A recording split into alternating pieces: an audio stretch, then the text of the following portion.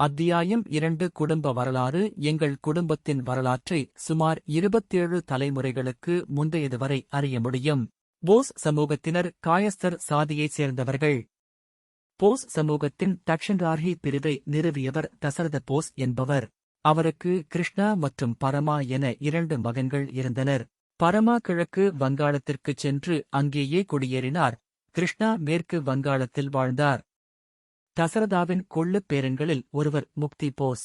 அவர் கல்கத்தாவிற்கு தெற்கே சுமார் 14 மைல் தொலைவில் உள்ள மஹிநகர் என்ற கிராமத்தில் வசித்து வந்தார்.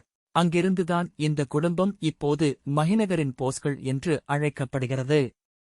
தசரதாவின் 11வது தலைமுறையில் வந்தவர் மஹிபதி. இவர் மிகச்சிறந்த திறமையும் புத்திசாலித்தனமும் கொண்டவர். அவர் அப்போதைய வங்காள மன்னரின் கவனத்தை ஈர்த்தார். மன்னர் அவரை நிதி மற்றும் போர் அமைச்சராக நியமித்தார். அவரது சேவைகளை பாராட்டி முஸ்லிம் மதத்தைச் சேர்ந்த மன்னர் அவருக்கு சுபுத்தி கான் என்ற பட்டத்தை வழங்கினார். அப்போதைய வழக்கத்தின்படி ராயல் சலுகையின் அடையாளமாக மஹிபதிக்கு ஜாகிர், நிலம் வழங்கப்பட்டது. மஹிநகருக்கு அருகில் உள்ள சுபுத்திபூர் கிராமம்தான் அநேகமாக அவருக்கு வழங்கப்பட்ட ஜாகிராக இருந்திருக்கலாம். மஹிபதியின் 10 மகன்களில் 4வது மகனான இஷான் கான் உயர்ந்த நிலைக்கு வந்து அரசவையில் தனது தந்தையின் பதவியை தக்க வைத்துக் கொண்டார். இஷான் கானுக்கு 3 மகன்கள் இருந்தனர். அவர்கள் அனைவருக்கும் மன்னரால் பட்டங்கள் வழங்கப்பட்டன. அவரது 2வது மகன் கோபிநாத் போஸ் அசாதாரண திறமையும் வலிமையும் கொண்டிருந்தார்.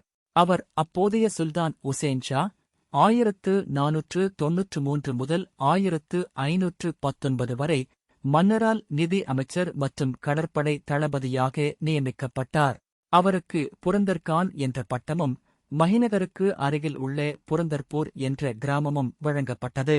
புரந்தர்பூரில் கான் புக்கூர் அல்லது கான் குளம் என்று அழைக்கப்படும் ஒரு குளம் உள்ளது. இது புரந்தர்கானால் தோண்டப்பட்ட 1 மைல் நீளமுள்ள குளத்தின் நினைவுச் சின்னமாகும். மஹிநகருக்கு அருகில் உள்ள மாலஞ்சா கிராமம் புரந்தரின் தோட்டம் இருந்த இடத்தில்தான் உருவாகியுள்ளது. அந்த நாட்களில் ஹூக்ளி நதி மஹிநகரின் அருகே ஓடியது.